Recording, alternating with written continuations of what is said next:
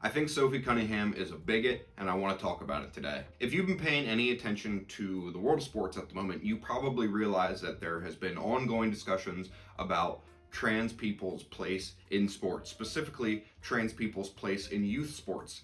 Now, this has become a hot topic over the last 10 or so years, ever since it became a right-wing talking point. You haven't been able to get away from this discussion whenever the topic of trans individuals and especially trans youth comes up. If it wasn't already obvious from what I've said so far, I believe that trans people are people, a trans man is a man, a trans woman is a woman, and any discourse other than that, I'm not here for it. So I really want to dive into this presser that Sophie Cunningham had recently after a game. During this presser, I can't help but feel like she's being totally disingenuous. Something I feel like a lot of people do on these issues. When you ask them about what they said about these trans athletes, or you put them on the spot about their beliefs, it comes, oh, well, I love everybody. I'm just interested in protecting girls, and I'm interested in protecting women or children, and all this lovey-dovey talk that if you go against, you're an asshole. And that's why they use it, because they're putting up this wall where anybody who tries to go against them, you're going against protecting women, you're going against protecting children, you're going against protecting our society, which is complete bullshit, and it's what these people try to do to stop any debate from occurring. They don't even want to talk about the actual issues. She also goes on to say it's kind of common sense, which I think shows how she really feels about the people who are currently against her. She feels like they don't even have common sense. She thinks they're idiots. She thinks they're beneath her, and she uses this term of common sense to be like, oh, if you don't get it, you're an idiot. And like, but she's not actually saying it. It's supposed to be implied, so, you know. Another thing she said, I'm not a very political person.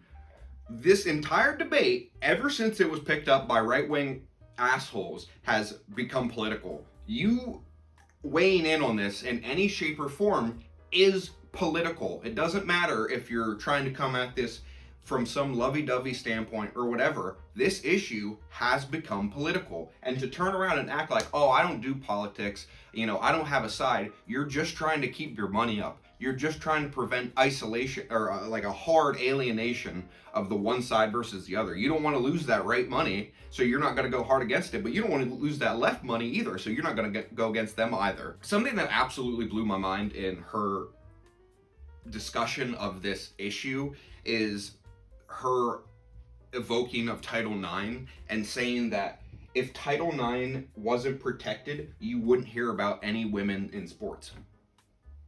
What a ridiculous straw man to even float out there to begin with. I mean, a few things can be true. Title IX is an incredibly important ruling that has furthered the development of women's sports, specifically collegiate athletics, in a way that never occurred beforehand, because it ensured that women's sports received equal funding to the men's sports. It is also true that women athletes and women's sports existed for centuries before Title IX.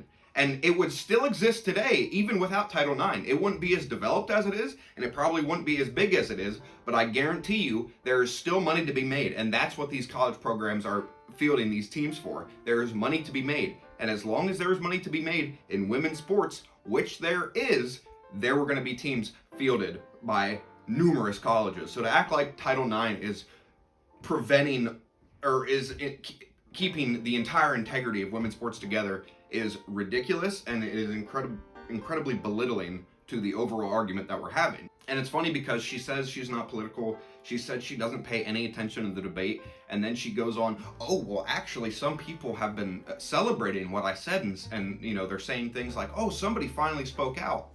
Isn't that one of the sides, and you are paying attention to it? So like, that means, oh, you're involved, aren't you? And then she says, people hate positivity for some reason.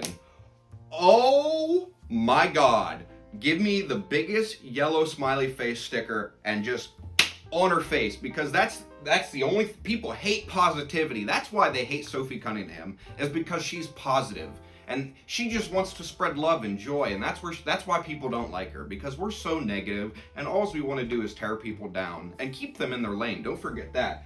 That's something, good Lord. I mean, you want to talk about I love everybody, I care about everybody, but then it's on your basis. Like, it's your rules, it's your playing field. That's not fair. And just because it's fair in your brain doesn't mean everybody shares that belief. And when I try to think about the logic these people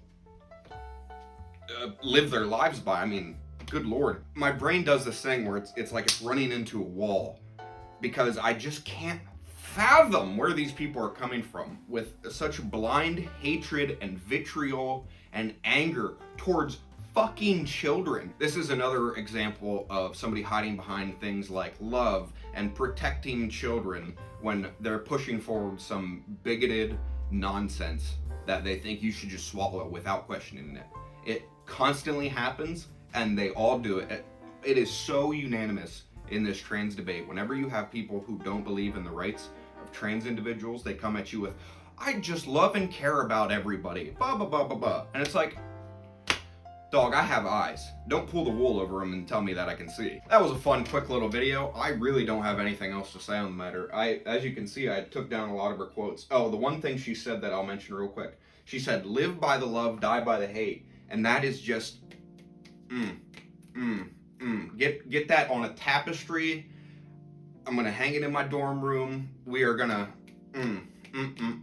My name is Zachary Taylor, and I thank you for your time today.